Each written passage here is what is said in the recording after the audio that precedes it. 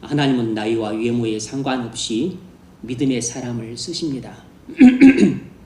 당시 유력한 가문도 많았고 이새에게는 8 아들이 있었음에도 불구하고 유독 다윗을 택하여 왕으로 기름 부으신 것은 다윗이 믿음의 사람이었기 때문입니다. 오늘 본문에는 이 다윗의 몇 가지 특징이 나옵니다. 믿음의 사람의 특징이죠. 지난 시간에는 믿음의 사람의 특징 첫 번째 부지런함을 살펴봤습니다. 오늘은 그 뒤를 이어서 믿음의 사람의 특징 두 번째, 세 번째를 살펴보려고 합니다. 17, 18절 이새가 그의 아들 다윗에게 이르되 지금 내 형들을 위하여 이 볶음곡식 한 에바와 이 떡 10덩이를 가지고 진영으로 속히 가서 내 형들에게 주고 이 치즈 10덩이를 가져다 그들이 천부장에게 주고 내 형들의 안부를 살피고 증표를 가져오라. 이새가 다윗에게 심부름을 시켰습니다. 형들한테 전장에 나가 있는 형들한테 곡식과 떡을 주고 그리고 천부장에게는 치즈를 전해주라고 명을 받았습니다. 그러자 다윗이 어떻게 반응을 합니까? 20절 다윗이 아침에 일찍 일어나서 양을 지키는 자에게 맡기고 이새가 명령한 대로 가지고 가서 진영에 이른즉 우리는 여기서 믿음의 사람의 특징 3가지를 볼 수 있습니다. 첫 번째는 부지런함이라고 했습니다. 두 번째로 우리가 살펴볼 것은 책임감입니다. 양 지키는 자에게 맡기고 그랬습니다. 다윗은 자기 양을 다른 목동에게 맡기고 아버지의 심부름을 하러 떠났습니다. 다윗은 자기가 하던 일이 자기가 자리를 비워도 차질을 빚지 않도록 세밀히 조치를 취했습니다. 다윗의 이런 치밀함은 다윗이 목동으로서 자기 일을 얼마나 책임감 있게 수행하고 있는가를 보여줍니다. 다윗이 이렇게 자기 양을 돌보는 데 책임을 다했던 것은 그가 선한 목자였기 때문입니다. 여러분, 자 여기를 주목하십시오.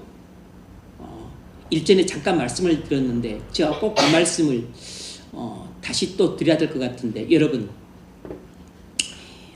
우리 개신교에서 예배의 꽃은 설교입니다. 그래서 예배 시간에 뭐 여러 가지 순서가 다 중요하지만 그 중에 특히 설교 시간이 중요합니다. 왜냐하면 우리는 예배 모든 과정을 통해서 하나님과 만납니다. 예배는 하나님과의 만남이에요. 그 중에서도 설교가 가장 중요한 것은 이 설교를 들을 때 하나님과 만나기 때문입니다. 하나님의 말씀을 들을 때 우리가 하나님과 가장 가까이서 만날 기회가 많기 때문이에요. 그런데 설교를 들을 때 가장 주의해야 될 점 가운데 하나는 뭐냐면 설교를 듣고서 꼭 자꾸 기록을 하려고 하는 유혹을 뿌리쳐야 됩니다. 설교는 듣고 기록을 하는 게 중요한 게 아니에요. 예전에도 잠깐 말씀을 드렸지만 설교 들을 때 가장 중요한 것은 그날 하나님이 내게 뭐라고 말씀하시는가 한마디를 듣는 것이에요. 그게 제일 중요합니다. 설교를 들을 때 가장 중요한 것은 설교를 듣는 동안에 내가 감동을 받는 게 중요합니다. 내 마음에 성령의 붓으로 쓰여지는 인상이 중요한 것이지 말씀을 처음부터 끝까지 내용을 기록하는 것도 기억하는 것도 중요하죠. 기억하는 것도 필요합니다. 필요하지 않고 중요하지 않다는 뜻이 아닙니다. 그런데 내가 설교를 기록해가지고 나중에 다시 한번 살펴봄으로써 얻는 유익이 적지 않습니다. 있어요. 큽니다. 그런데 그것보다 훨씬 더 크고 중요하고 그리고 우선적으로 해야 될 일은 설교 내용을 다 잊어먹더라도 설교를 들을 때 성령이 주시는 감동을 받는 게 중요합니다. 설교를 들을 때 감동적으로 듣느냐 안 듣느냐가 우리 영혼의 생명을 살리느냐 못 살리느냐 이게 달려있는 것이에요. 그러니까 우리가 잠시 또 주일에 은혜 나눔을 하기 때문에 설교를 듣는 것을 기억하기 위해서 적습니다. 필요한 경우에는 잠깐 적되 꼭 기억할 필요가 있는데 키워드만 적으십시오. 키워드만. 세세하게 꼼꼼하게 막 문장으로 적고 그렇게 하지 마세요. 키워드만 딱딱 적으세요. 나중에 필요하면 보충을 해서 적으십시오. 키워드만 적어도 그 연상이 되기 때문에 나중에 이제 필요하면 나누기 위해서는 또 문장이 필요하니까 그때는 연결시켜서 나중에 보충을 하시고 설교 시간은 강대상을 주목하고 듣는 데만 집중을 하십시오. 적는 것은 좀 심하게 이야기하자면 어리석은 일입니다. 설교를 듣는 것이 기록한 게 필요하다면 설교문을 여러분한테 나눠주지 뭐하러 설교문을 안 나눠주겠습니까? 뭐가 아깝다 설교문을 안 나눠주겠어요? 설교는 기록하는 게 아니고 듣는 것입니다. 다시 이야기하지만 설교는 기록하는 게 아니고 듣는 것이에요. 잘 들으십시오.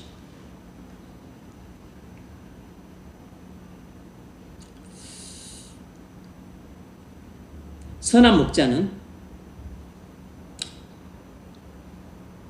자기 양을 돌보는데 항상 책임을 다합니다. 우리 주님은 선한 목자이셨기 때문에 우리를 돌보는데 항상 최선을 다하셨어요.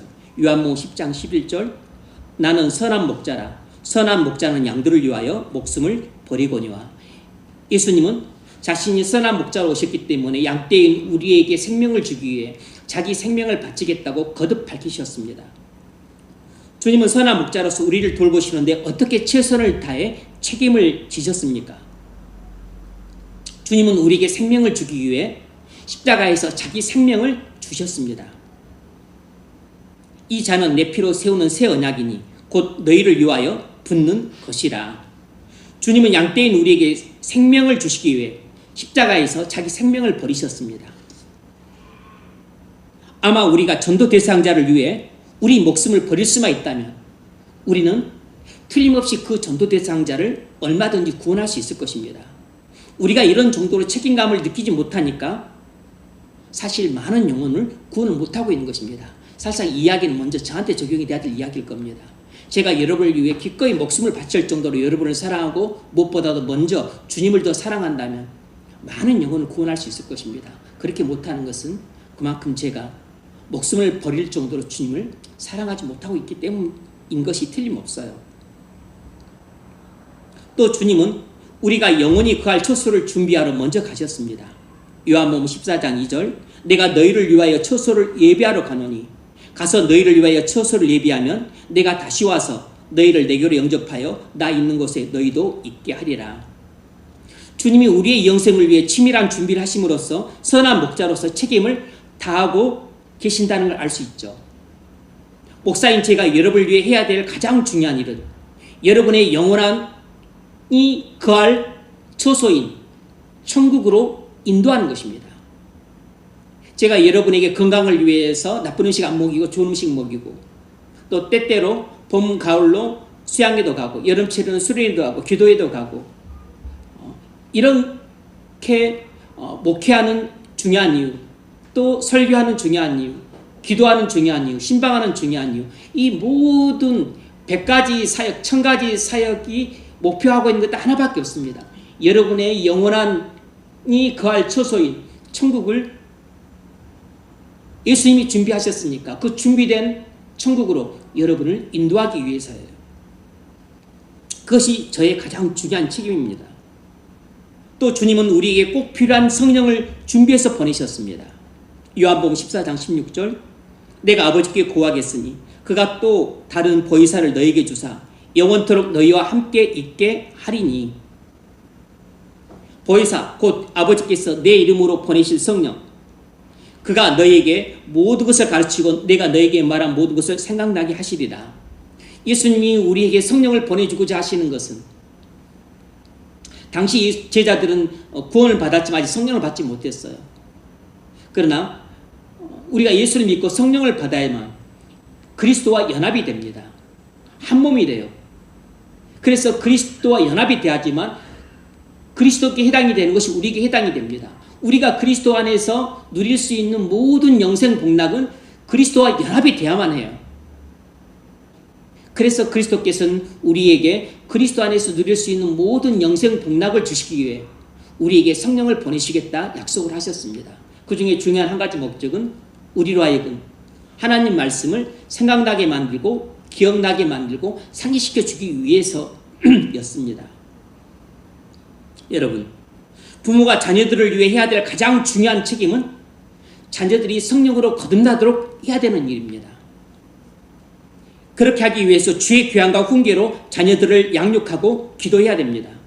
부모는 자녀들이 20살 성년이 되어서 떠나기 전까지 반드시 자녀들이 성령으로 거듭나서 그래서 회심하고 구원 받게끔 하는 일이 부모가 자녀에게 해야 될 가장 중요한 책임이에요. 이 부모의 책임을 망각하시면 안 되고 잃어버리시면 안 됩니다. 자식들이 공부 잘해서 대학교 보내는 것, 자식들한테 어찌하든지 많은 돈을 유산으로 남겨주는 것, 자식들한테 어찌하든지 좋은 옷 입히고 맛있는 것 먹이고 그리고 좋은데 놀러 데리고 가는 것, 여러분 그런 것은 해줘도 물론 좋은 것이겠지만 안 해줘도 아무렇지도 않은 것이에요. 그런데 목숨 걸지 마시기 바랍니다. 좋은 옷 입히고 맛있는 것 먹이고 그리고 또 좋은 휴양지에 데려가고 그거 못 해줬다고 해서 부모 역할 못하는 게 아니에요. 그것은 해도 그만 안 해도 그만인 것입니다. 그것이 뭐가 그렇게 중요한 것입니까? 뭐 그렇게 좋은 옷 입히는데 그렇게 목숨을 거세요. 그리고 공부는 지가 해서 지가 학교 가는 것이지 부모가 뒷바라지 못해서 학교 못 가는 게 아니잖아요. 학교 좋은 데 간다고 해서 꼭 인생 성공하는 것도 아닙니다. 부모가 해줘야 될 일은 20살 성령이 되어서 부모 품을 떠나기 전에 꼭 성령으로 거듭나게 만든 후에 떠나게 만들어야 됩니다. 그것이 부모가 해야 될 가장 중요한 책임이에요. 그런 책임의식을 갖고 자녀들을 양육하십시오. 또 주님은 십자가에 달려 돌아가시 직전까지 대제사장으로서 우리를 위해 중보기도 하셨습니다. 보호를 위해, 성화를 위해, 일치를 위해, 그리고 그리스도의 영광을 보여달라고. 우리가 영적으로 부모 형제를 돌보고 배우자와 자녀들을 돌보고 친구들과 직장 동료들을 돌보고 교회 지체들을 돌보고 있다면 우리도 제사장입니다. 제사장. 우리도 제사장으로서 주님처럼 간절한 마음으로 기도를 해야 됩니다. 제사장으로서 섬기는 사람들을 위해 기도하고 계십니까? 여러분은 가정의 제사장입니다. 그러니까 부모 형제들을 위해 기도해야 되고 그리고 배우자와 자녀들을 위해 기도를 해야 돼요. 여러분이 부모 형제와 배우자 자녀들을 위해 기도를 안 하고 있다면 여러분은 제사장으로서의 직무를 만기하고 있는 것이고 그리고 여러분은 제사장으로서 책임을 하나도 지지 않는 완전히 무책임한 제사장입니다. 이건 게을러 터지고 나태에 빠지고 그리고 태만에 빠진 그런 제사장이에요. 이건 살이 찌고 살이 뒤룩뒤룩 쪄가지고 뒤뚱뒤뚱거리면서 맨날 먹을 것이 나타나는 그런 탐욕스러운 제사장과 다를 바가 없는 것입니다. 여러분 직장의 제사장들이에요. 여러분 직장을 다니면서 여러분들이 봉급을 받습니다. 생계를 이을 수 있죠. 여러분들이 물론 직장에서 봉사를 하니까 그 대가로 받는 것이기도 하지만 그러나 그렇게 섬길 수 있는 일자리를 하나님이 주셨습니다. 여러분 직장의 제사장이에요. 여러분들의 그 회사 오너를 위해, 직장 동료를 위해, 그리고 회사의 성장과 발전을 위해 기도하고 계십니까? 그렇게 기도를 하라고 했건만 많은 사람들이 수십 년간 직장을 다니면서도 직장을 위해 기도를 안 하고 있는 분들이 계세요. 어떻게 그렇게 사십니까? 여러분이 하나님께서 직장에 보내신 것은 직장에서 돈만 타먹으라고 한 것이 아니고 직장을 제사장으로서 섬기라고 보내신 것입니다. 근데 제사장이 할 일이 뭐예요? 기도하는 일이잖아. 제사장이 가장 중요한 사명은 기도하는 일입니다. 근데 직장이 제사장인데 여러분 직장을 위해서 기도를 안 하고 있으면 여러분 제사장으로서 직무유기입니다. 직무유기라고. 이거 완전히 책임감 없이 그냥 직무태만의 상태에 있는 제사장이에요. 이런 제사장은 있으나 마나한 거죠. 그러니까 하나님이 여러분을 직장에서 해고시켜도 여러분은 유구무원이에요. 여러분들이 직장에서 있으나 마나한 존재가 되고 싶습니까? 기도를 안 하는 제사장은 있으나 마나한 제사장이에요.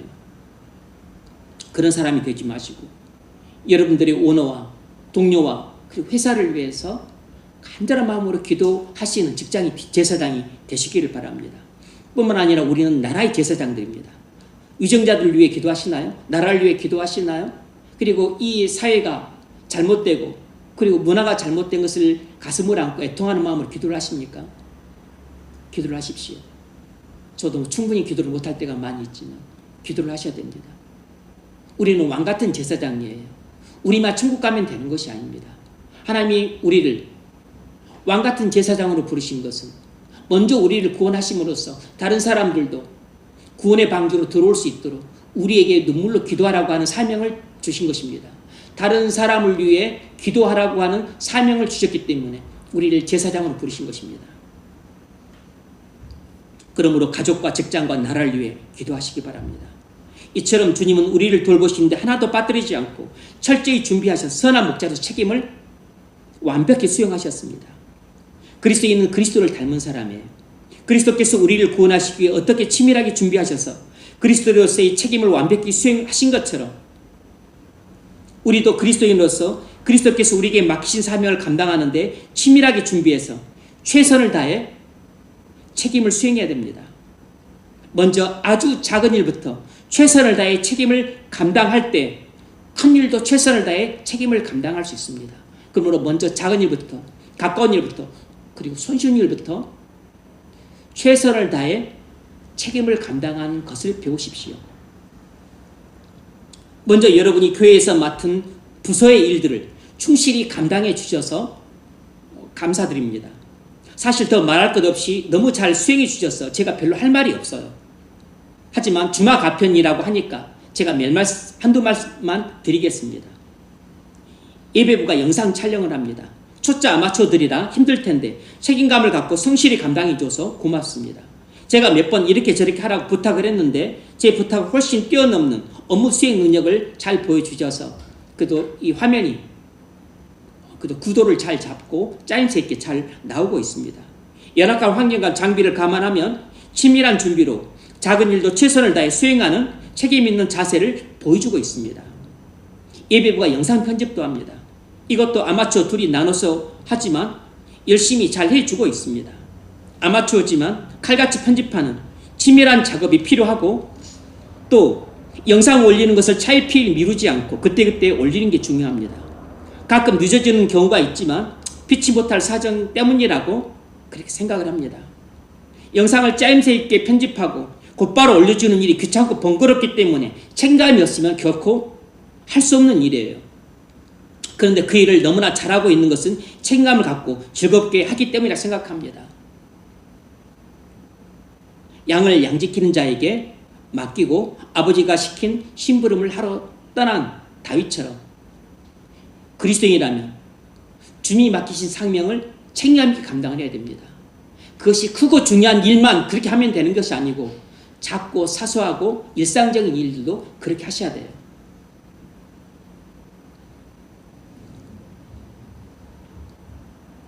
영상 촬영도 중요하고 영상 편집도 중요합니다.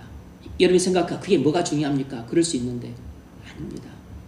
교회를 세워가는 일에 있어서는 그냥 떨어진 휴지 하나 줍는 거 그리고 물컵 하나 닦는 거 주말에 나와서 청소하는 거 그것도 교회를 세워가는 데 있어서 꼭 필요하고 중요한 일들입니다. 팀 은혜 나눔과 삶 나눔한 것을 보고서 작성해서 메일로 보내는 일을 팀원들이 돌아가면서 하고 있습니다. 팀 보고서 제출이 여러분들은 별거 아닌 것으로 생각하는 경향이 있는데 천만의 말씀입니다.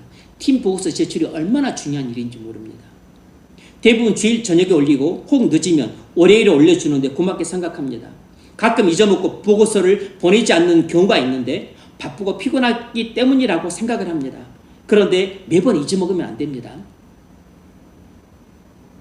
여러분이 생각하는 것과 달리 팀 보고서 제출은 목회자인 저와 교회에 아주 중요한 일이에요.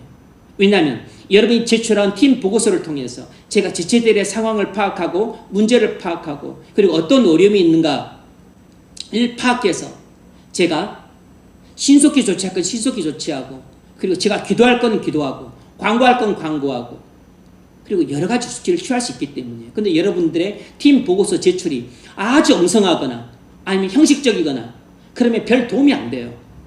팀 보고서 제출이 자꾸 지연이 되거나 아니면 아예 까먹고 해주지 않으면 나중에 이로 인해서 엄청난 펑크들이 일어나요.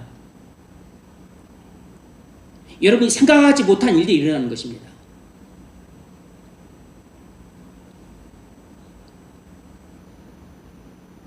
여러분이 영적으로 어떤 상태인지 알 수 있는 자료이고 팀 보고서는 개인적으로나 가정적으로나 직장생활에서 어떤 상황 가운데 있는지 알 수 있는 자료이기 때문에 매우 중요해요. 전 여러분이 제출한 팀 보고서를 보고 여러분의 모든 상황을 파악합니다. 그런데 여러분이 팀 보고서를 귀찮다고 대충 쓰거나 간단히 맥자만 중요한 것만 적으면 되겠지 하고 그렇게 적으면 제가 각 사람의 상황을 제대로 파악할 수가 없습니다. 그러면 여러분의 무성의함과 부주의와 게으름 때문에 제가 중요한 정보를 놓치게 돼요. 그럼 제가 양떼인 여러분을 돌보는데 많은 결손을 갖게 됩니다. 그래서 가능하면 자세히 기록해서 보고해 주는 게 많은 도움이 됩니다. 물론 시시콜콜한 은혜 나눔을 한 글자 빠지지 말고 다 적으라 그런 게 아닙니다. 은혜 나눔을 뭐 하나에서 100까지 다 적는 게 중요한 게 아니고 은혜의 골자를 은혜 나눔을 100마디로 했다면 그 은혜 나눔의 골자를 3마디 정도로 간략히 정리해서 하는 게 좋겠죠. 제가 적으라고 하는 것은 나눔하는 사람들의 영적인 상태, 그리고 어떤 또 일상적인 상황, 어떤 또 문제는 없는지, 어려움은 없는지, 또 어떤 또 고민은 없는지, 이런 상황을 할 수 있으면 놓치지 말고 수상히 적으라는 것이에요. 뭐가 중요하고 뭐가 중요하지 않은지를 생각하고 적으셔야 됩니다.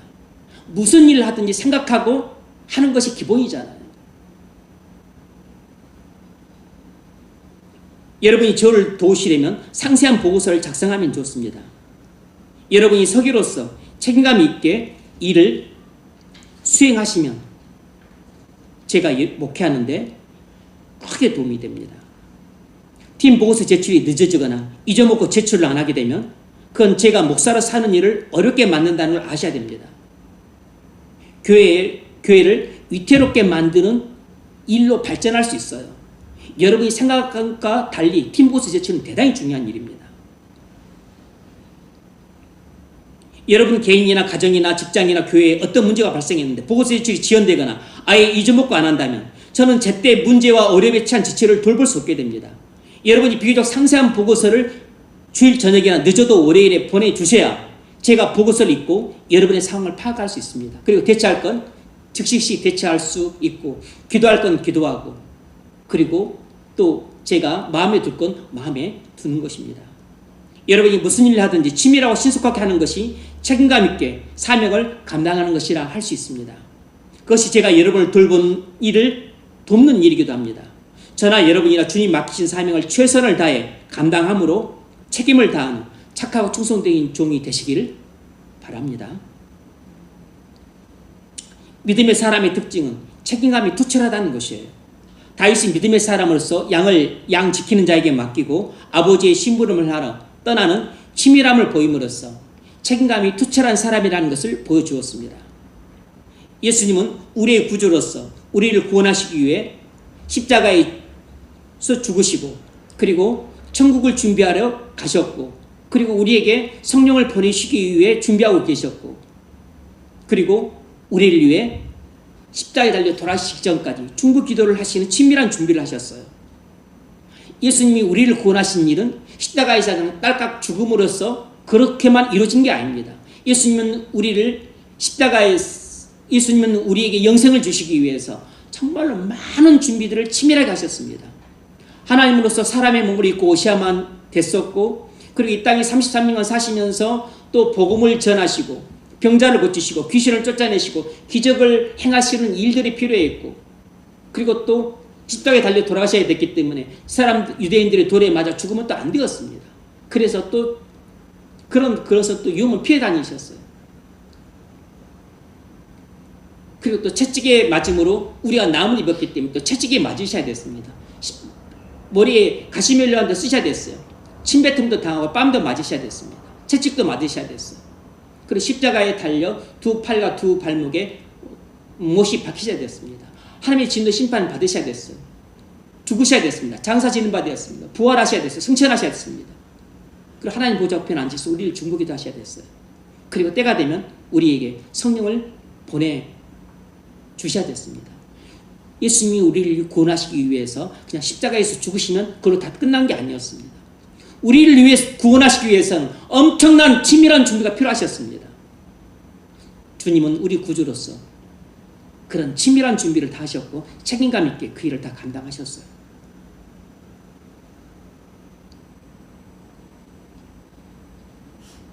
우리는 그리스도를 믿는 사람으로서 그리스도처럼 책임감이 투철한 사람이 되어야 됩니다. 그것이 그리스도인이고 그게 믿음의 사람이에요. 여러분, 교회에서 맡은 직분을 책임감 있게 충실히 감당을 하십시오. 그런 사람이라 가정에 가서도 가정의 일원으로서, 남편으로서 아내로서, 부모로서 자식으로서, 사위로서 며느리로서, 그리고 모든 관계에 해당되는 그 신분으로서 책임감 있게 일을 감당할 수 있습니다. 남편이 됨에도 불구하고 남편으로서 책임감 있게 일을 감당을 안 하면 그 빈자를 누가 채웁니까? 아내가 결로 터지면 누가 가사를 돌봅니까? 부모가 되어놓고 부모 역할을 못하면 자식들이 어떻게 제대로 자라겠습니까? 교회에서 자기 일을 잘 감당하는 사람들이, 그 사람들이 즉 가정에서도 자기 일을 감당하고, 그리고 그 사람들이 직장에서도 자기에게 주어진 직무를 충실하게 감당할 수 있습니다. 안에서 터진 바가지 밖에서도 터진다고, 가정에서도 못하고 교회에서도 못하는데 어떻게 직장에서 일을 잘하겠습니까? 그런 일은 안 일어나요. 그런 일은 불가능합니다.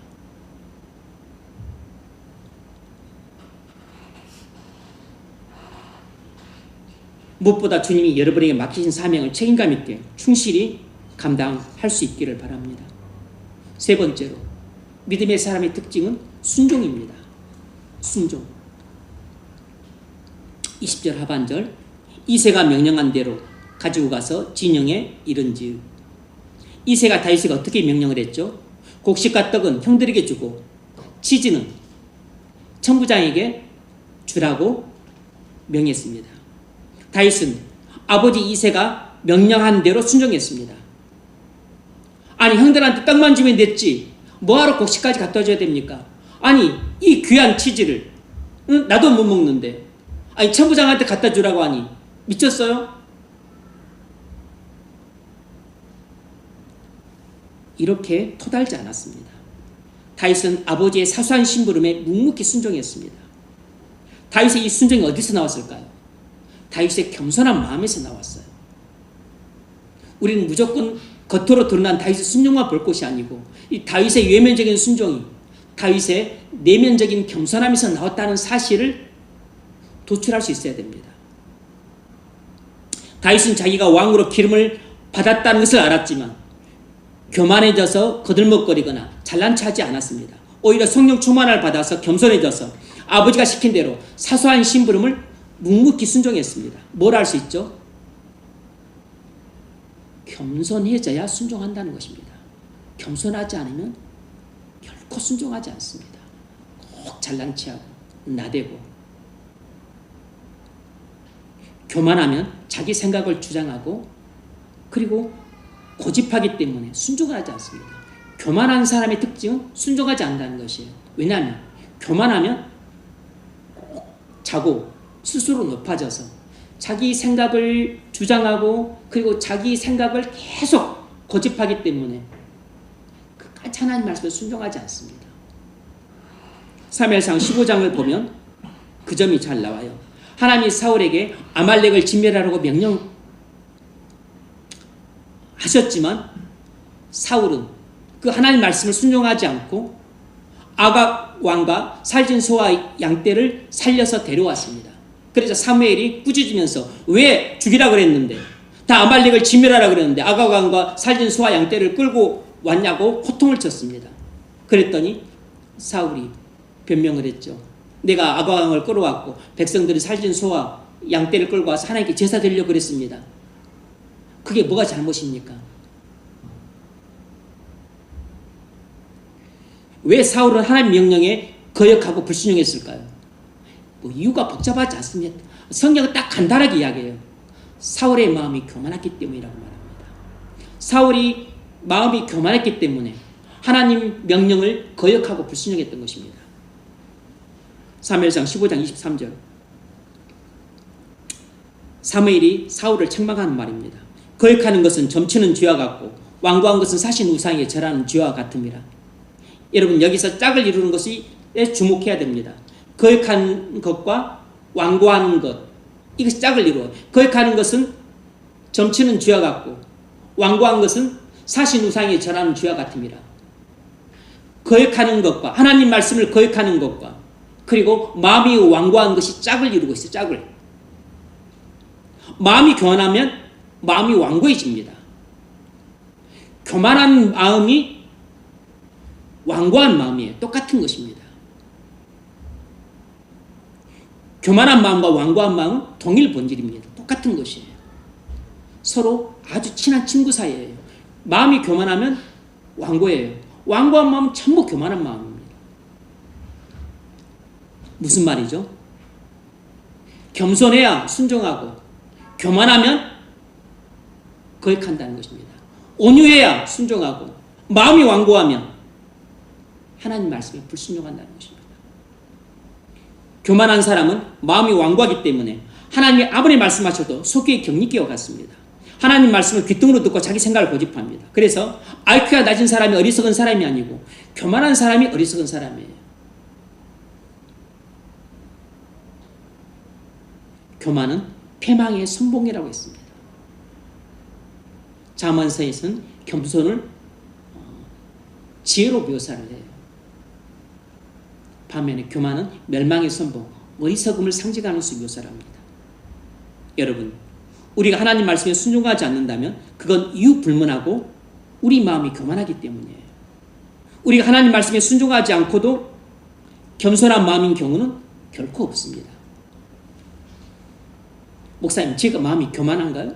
제가 그렇게 완고한가요?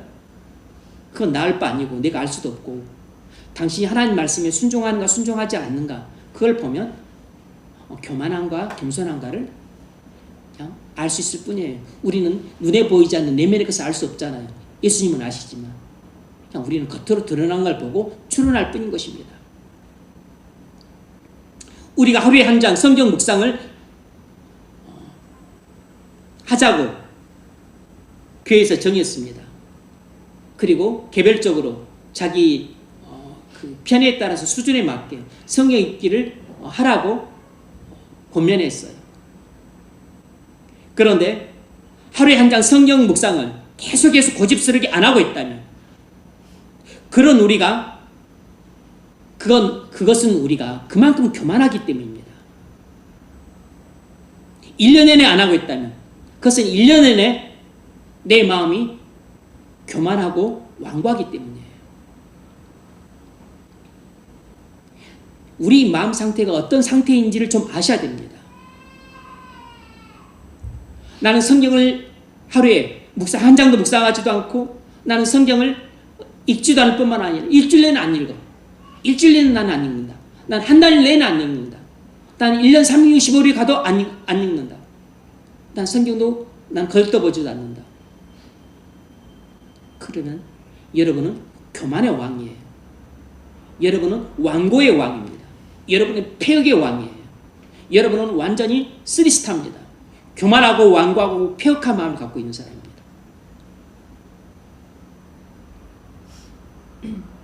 우리가 계속해서 기도 생활을 고집스럽게 안 하고 있다면 그건 우리가 그만큼 마음이 교만하고 완고하다는 뜻입니다. 하나님이 모든 백성에게 하시는 가장 기본적인 명령인 성경 묵상과 기도 생활에 불순종하고 있다면 우리는 이보다 수준 높은 상위 명령에 순종할 수가 없습니다. 아니 가장 기본적인 명령, 가장 하위 명령, 모든 하나님 백성, 교회 다니는 사람이 하시는 명령인 성경 읽기와 기도도 안 하는 사람이 어떻게 그것을 바탕으로 할 수 있는 상위 명령에 순종을 하겠습니까? 자기를 부인하라, 자기 십자가를 지라 이런 명령에 순종할 수 있겠어요? 어떻게 막 봉사하라, 또 전도하라, 또 하나님께 헌신하라, 충성하라 이런 명령에 순종할 수 있겠습니까? 한두 번은 해도 성경도 안 읽고 기도도 안 하는 하나님 백성으로서 가장 기본적이고 초보적이고 그리고 가장 하위 명령에 속하는 이 명령조차 순종을 안 한다면 여러분 다른 명령은 이 사람한테 하나만 하나예요. 교만하고 완고한 사람은 자기 생각과 감정과 욕망을 버리지 않고 고집하기 때문에 하나님 명령에 순종하지 않습니다. 그래서 그리스도를 위해 살지 않고 자기를 위해 살아요. 사울은 하나님 말씀을 버렸기 때문에 하나님과 사울을 버렸습니다. 16장 23절 왕이 여호와의 말씀을 버렸으므로 여호와께서도 왕을 버려 왕이 되지 못하게 하셨나이다. 사울은 결국 이가봇 사람이 되어서 그의 인생의 결말은 불행으로 끝나게 됩니다. 우리가 하나님 말씀을 버리면 하나님도 우리를 버리십니다. 왜죠? 말씀이 곧 하나님이기 때문에 우리가 말씀을 버린다는 것은 하나님을 걷어차버린다는 뜻과 같은 것입니다. 그러므로 우리가 먼저 하나님을 버렸기 때문에 하나님도 우리를 버리십니다. 그러면 우리는 이가봇 사람이 되어서 사울처럼 인생의 불행한 결말을 맞이하게 됩니다. 우린 모두 교만해서 불순종함으로 하나님께 버림받는 사람이 되지 않기를 바랍니다. 사무엘상 23장을 보면 블레셋이 그 일날을 쳐들어오자 다윗이 하나님께 기도를 해요. 그러자 하나님이 다윗에게 블레셋을 치라고 응답해 주십니다. 부하들이 반대하자 다윗이 다시 기도를 해요. 하나님이 다윗에게 다시 블레셋을 치라고 말씀하십니다. 그러자 다윗이 부하들의 반대를 무릅쓰고 블레셋을 쳐서 그 일날을 구인합니다. 여러분, 우린 자주 하나님의 말씀에 순종할 것인가 주변 사람들 말에 순종할 것인가 하는 선택 상황에 놓이게 됩니다. 그때 사람들 말이 아니라 하나님 말씀에 순종하는 사람이 되시길 바랍니다. 이것이 바로 진정으로 겸손한 사람이에요. 하나님이 여러분에게 말씀을 주셔서 어떤 일을 하라고 명하시는데 주변 사람들이 반대한다면 다시 기도를 하십시오. 다시 기도를 해보세요. 다시 기도했지만 하나님이 똑같이 내게 그 일을 하라고 말씀하시면 주변 사람들이 아무리 쌍수 들고 반대를 하더라도 하나님 말씀에 순종을 하십시오. 겸손한 사람은 사람들의 말에 순종하지 않고 하나님 말씀에 순종을 합니다. 사람의 말이 아니라 하나님 말씀에 순종하는 사람이 지혜로운 사람입니다. 미국의 정부기관은 교훈할 때 전통을 따라서 목사님을 초청해서 기도로 교훈을 하는데 요즘에는 기도문을 미리 보내달라고 해서 기도해서 예수님 이름으로 기도합니다 라는 문구를 빼달라고 요청을 한다고 합니다. 그래서 어떤 목사님은 기도를 이렇게 끝맺었습니다. 브라만의 이름으로 모든 신들의 이름으로 아멘. 이게 기도입니까? 막걸리입니까? 이것이 그리스도인의 기도가 아니라 목사의 기도예요. 이게 지금 힌두교 사제입니까? 또 어떤 감리교 목사님은 기도를 세련되게 이렇게 끝맺었습니다. 우리 각자가 믿는 신들의 이름으로 에이멘, 에이우먼.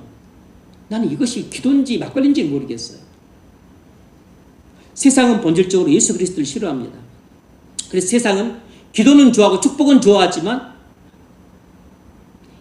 예수의 이름으로 기도받는 건 또 싫어해요. 이게 뭔 성례인지 모르겠어요. 미국의 한인교회 목사님이 뉴저지주 상원 교원식 때 기도를 해달라고 초청을 받았습니다. 이제 이걸 알았기 때문에 기도문을 일부러 방문 전날 밤 12시에 메일로 발송을 해서 검토를 해서 빼달라는 요청을 아예 받을 수 없게끔 구조적으로 만들어버렸어요. 그래서 그 다음날 그 상원을 갔더니 그 상원 부의장이 다가와서 목사님 소신껏 기도하십시오. 이렇게 격려를 하더라는 겁니다. 그래서 그 다음날 기도 아주 간단히 합니다. 길게도 뭐 2분도 안 넘은 것 같아요. 한 1분 30초 정도 간단히 기도하고 이렇게 끝맺었습니다.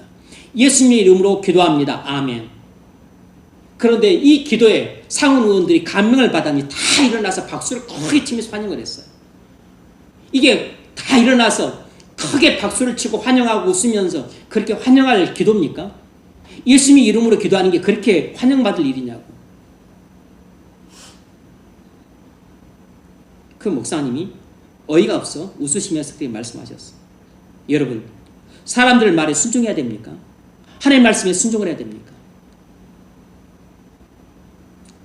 부모님 말에 순종을 해야 되는지 하나님 말씀에 순종을 해야 되는지 잘 생각을 해보십시오. 배우자 말에 순종을 해야 되는지 하나님 말씀에 순종을 해야 되는지 잘 생각을 해보세요. 친구들 말을 따를 것인지 하나님 말씀을 따를 것인지 여러분이 잘 생각해서 결정하셔야 됩니다. 심판날 주님 앞에 섰을 때 여러분의 결정과 선택과 그리고 행동에 대해서 여러분이 뭐라고 말을 해야 될 겁니다. 예수님이 십자가 대속을 위해 이 땅에 오셨지만 피하고 싶었습니다. 마가복음 14장 36절. 아버지여, 아버지께는 모든 것이 가능하오니 이 잔을 내게서 옮기시옵소서. 예수님의 생각은 무엇이냐면 예수님 자신이 십자가의 대속을 위해 이 땅에 오신 줄 알고 계세요. 하시지만 예수님의 그 속 생각은 뭐냐면 내가 십자가에 달려서 못 박혀 죽을 뿐만 아니라 하나님의 진노의 심판을 받아서 영원한 고통이 수반되는 그 지옥의 죽음을 나는 피하고 싶다. 이것이 예수님의 생각이었어요. 이것이 예수님의 솔직한 감정이었고 이것이 예수님의 솔직한 욕망이었습니다. 그런데 하나님의 말씀은 무엇이었습니까? 네가 내 백성들의 모든 죄를 지고 십자가에서 내가 그들에게 내려야 될 하나님의 진노의 심판을 네가 대신 받으라. 그래서 영원한 고통을 당하는 죽음을 네가 대신 죽어야 되겠다. 이것이 하나님께서 예수님에게 하신 말씀이에요. 예수님도 그렇게 하겠다고 약속하고서 이 땅에 오신 것입니다. 하지만 예수님은 아버지의 명령을 묵묵히 순종했습니다. 그러나 나의 원대로 마시옵고 아버지의 원대로 하옵소서. 그리고서 요한복음 19장 30절 예수께서 신포도주를 받으신 후에 이르시되 다 이루었다 하시고 머리를 숙이니 영원히 떠나 가시니라. 자신의 생각을 주장하고 고집대로 하지 않고 자신의 생각과 감정과 욕망을 내려놓고 하나님 말씀을 묵묵히 순종했습니다. 그래서 십자가의 대속의 죽음을 이루셨어요. 왜 예수님은 자기 생각과 감정과 욕망이 있었는데 하나님 아버지 말씀에 순종을 했습니까? 예수님이 겸손하셨기 때문입니다. 자, 이제 정리할 겁니다. 자, 정신 차리세요. 빌립보서 2장 5절 너희 안에 이 마음을 품으라 곧 그리스도 예수의 마음이니 그는 근본 하나님의 본체신 하나님과 동등함을 취할 것을 여기지 아니하시고 종이에 오히려 자기를 비워 종의 형체를 가지고 사람들같이 되셨고 사람의 모양 나타나사 자기를 낮추시 죽기까지 복종하셨으니 곧 십자가에 죽으심이라. 바울은 예수님의 성육신과 십자가 죽음이라는 복종이 어디서 왔다고 말을 하고 있죠? 예수님의 이 성육신이라고 하는 복종과 십자가의 죽음이라고 하는 이 복종, 이 성육신과 십자가의 죽음이라고 하는 이 우리의 구원을 위한 절대적으로 필요한 이 복종이 어디서 왔다고 말을 하냐면 예수님의 겸손한 마음에서 왔다는 것입니다. 너희 안에 이 마음을 품으라 곧 그리스도 예수의 마음이니 그는 근본 하나님의 본체시나 하나님과 동등됨을 취할 것을 여기지 아니하시고 예수님의 마음이 겸손하셨기 때문에 자기 생각, 자기 감정, 자기 욕망을 주장하지 않고 하나님 아버지께서 말씀하신 대로 묵묵히 순종했다는 것입니다. 여러분, 겸손에서 순종이 나옵니다. 겸손한 사람이 순종하는 것이에요. 다윗은 겸손한 사람이었기 때문에 아버지 말씀과 하나님 말씀에 순종을 했습니다. 예수님은 겸손하셨기에 자기 생각, 감정, 욕망이 있었지만 이것을 버리고 하나님 아버지 말씀에 순종할 수 있었습니다. 예수님이 겸손한 분임으로 그리스도인도 본질적으로 겸손한 사람입니다. 그리스도는 겸손한 분으로서 순종의 사람이에요. 그리스도께 해당이 되는 것은 그리스도인도 해당이 됩니다. 그러므로 우리는 또 그리스도 안에서 겸손한 사람으로서 순종할 수 있습니다. 그래서 그리스도의 특징이 겸손과 순종인 것처럼 그리스도 안에 있는 우리의 특징도 겸손과 순종인 것이에요. 여러분, 믿음의 사람은 순종의 사람입니다. 믿음의 사람의 세 번째 중요한 특징이 무엇입니까? 순종이에요. 우리가 그리스도 안에 있는 사람이라면 무엇에 순종을 해야 됩니까? 간단히 네 가지를 말씀드리고 마치고자 합니다. 무엇에 순종을 해야 되냐면 첫 번째로 은혜의 보좌 앞으로 나가십시오. 은혜의 보좌 앞으로 나가는 이 말에 순종을 해야 됩니다. 왜냐하면 하나님 앞으로 나아가서 은혜를 받아야만 그 다음에 구원을 받을 것 아닙니까? 그래야만 성령 충만함을 받을 것 아닙니까? 은혜 보좌 앞에 나가지 않으면 우리는 그 다음에 아무 일도 할 수가 없어요. 은혜 보좌 앞에 나가는 것이 무엇입니까? 하나님 앞으로 나가는 것이에요. 하나님 앞으로 나가는 게 무엇입니까? 성경 묵상 자리로 나가는 것입니다. 기도 자리로 나가는 것이에요. 순종 자리로 나가는 것입니다. 예배 자리로 나가는 것이에요. 히브리서 4장 16절. 우리는 긍휼하심을 받고 때를 따라 돕는 은혜를 얻기 위하여 은혜의 보좌 앞에 담대히 나갈 것이니라. 하나님께서 여러분을 긍휼히 여기를 원하세요? 하나님께서 여러분에게 은혜를 주기를 원하십니까? 그렇다면 은혜의 보좌 앞으로 나가십시오. 하나님 앞이 은혜의 보좌입니다. 여러분이 은혜를 받지 못하고 있다면 그것은 여러분이 은혜의 보좌 앞에 나가는 일을 게을리하고 있기 때문입니다. 여러분이 은혜의 보좌 앞에 나가는 일을 너무 태만히 하고 있기 때문에 은혜의 보좌 앞에 나가는 사람은 반드시 빈손으로 돌아오지 않습니다. 반드시 부스러기 은혜라도 받고 돌아와요. 여러분, 무슨 엄청나게 큰 일, 어려운 일, 저기 먼 길이 있는 일, 저기 아프리카 가서 선교하고 그런 일 하려고 하지 마세요. 그런 일 안 하셔도 됩니다. 먼저 작은 일부터 하십시오. 작은 일. 은혜의 보좌 앞에 나가는 것이 가장 작은 일입니다. 은혜의 보좌 앞에 나가는 일이 가장 가까운 일이에요. 은혜의 보좌 앞에 나가는 일 가장 손쉬운 일입니다. 이건 돈도 안 들어요. 이보다 더 작고 그리고 가깝고 쉬운 일이 어디에 있습니까? 돈이 듭니까? 아니 뭐 엄청난 힘이 듭니까? 일을 못하면 그 다음에 아무 일도 못해요. 그러므로 여러분이 순종해야 될 첫 번째는 은혜의 보좌 앞에 나가는 것입니다. 두 번째로 회심을 하십시오. 여러분이 반드시 회심해야 됩니다. 이것도 여러분이 순종해야 될 일이에요. 사도행전 2장 38절. 너희가 회개하여 각각 예수 그리스도의 이름으로 세례를 받고 죄사함을 받으라.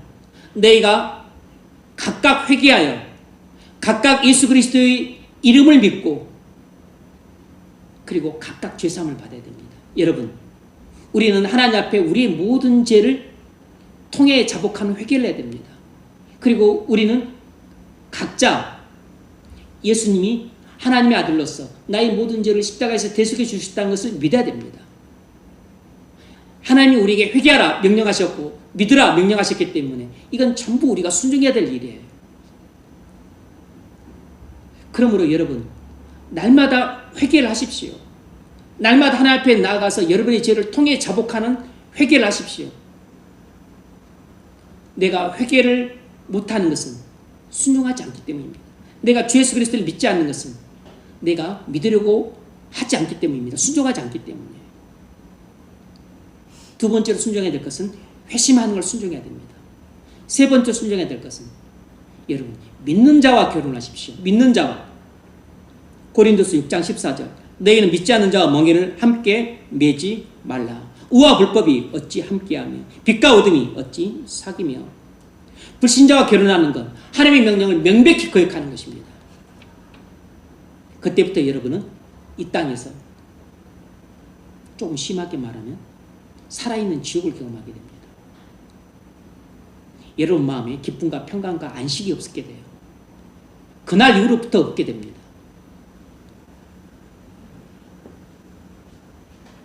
네 번째로 우리가 순종해야 될 것은 자기를 위해 살지 말고 그리스도를 위해 살아야 됩니다. 고린도서 6장 19절. 너희는 너희 자신의 것이 아니라 값으로 산 것이 되었으니 그런즉 너희 몸으로 하나님께 영광을 돌리라. 그리스도인이 이 땅에서 평생 삶의 목표가 이것입니다. 우리 자신을 위해 살지 않고 그리스도를 위해 사는 것이에요.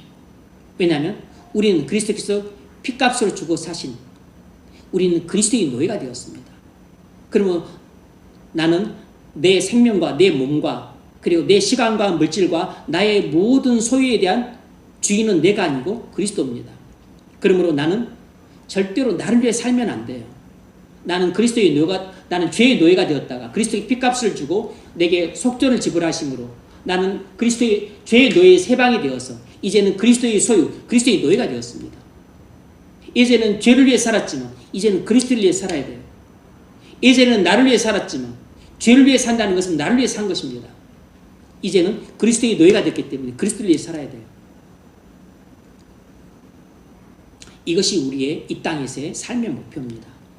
우리가 나를 위해 살지 않고 그리스도를 위해 살려면 맨 먼저 은혜의 보좌 앞에 나가는 일부터 해야 됩니다. 이것이 가장 작은 일, 가장 쉬운 일, 가장 가까운 일입니다.